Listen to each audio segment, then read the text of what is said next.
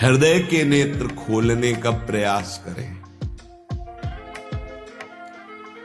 वो पहले आहार शुद्धि करें, बहुत भोजन शुद्ध। बड़ी कृपा है, आकाशवर्ती से जीवन चलता है, श्री जी को भोग लग करके मिलता है, परम पवित्र है।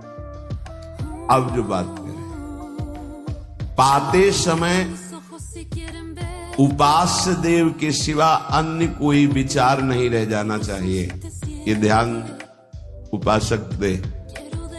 इसीलिए नाम कीर्तन चला दिया जाता है। चलता है नाम कीर्तन, नाम कीर्तन चला दिया जाता है कि आपका मन किसी विषय का चिंतन न करने पावे, नाम कानों में पड़े और चिंतन नाम का हो।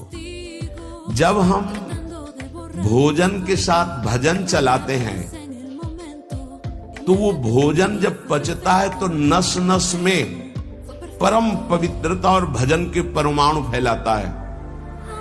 अब जैसे आजकल भोजन की प्रथा,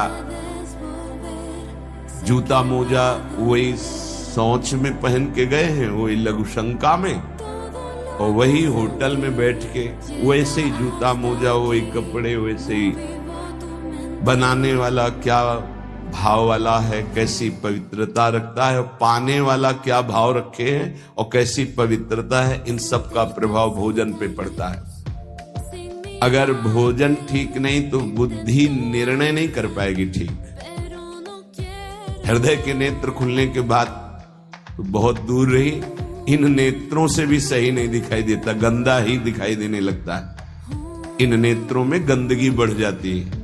जिसकी तरफ देखो तो वासना की दृष्टि से देखो, दोष दृष्टि से देखो, राग द्वेष की दृष्टि से देखो, ब्रह्म दृष्टि भगवत दृष्टि उसकी नहीं आ सकती। ये बहुत जरूरी है। अरे कहीं भागा थोड़ी जा रहा है भोजन, धैर्य पूर्वक चिंतन करते हुए नाम चल रहा है तो उसी नाम का चिंतन करते हुए। अब जैसे अपने लोग पूर्वाभ्यास तो पद चला लिया, बड़ी सुविधा रहती है। पद कोई बड़ा पद ले लिया और मानसिक पद गुनगुना भी रहे, चिंतन भी कर रहे, प्रसाद भी पा रहे। कोई पद उठा, बड़ा पद, देखत नो निकुंज सुन सजने लागत, प्रथम यथामति प्रणव विहरत दो प्रीतम कुंज। अब जब तक पद पूरा नहीं होगा तो भागेगा नहीं, और भागेगा तो पद नहीं पूरा होगा, पकड़ हो जाएगी। अब पद चल रहा है, प्रसाद पा रहे, तो कभी कभी प्रसाद पाते पाते आंसू चल रहे हैं, प्रसाद पा रहे हैं, पद चल रहा है। अब वो भोजन क्या करेगा? प्रसाद नस नस में जाकर भागवतिक भाव संचरित करेगा। अब आप प्रसाद पा रहे हैं, किसी द्वेषी का चिंतन कर रहे हैं, गुस्सा आ रही, अब नस नस को वो क्रोध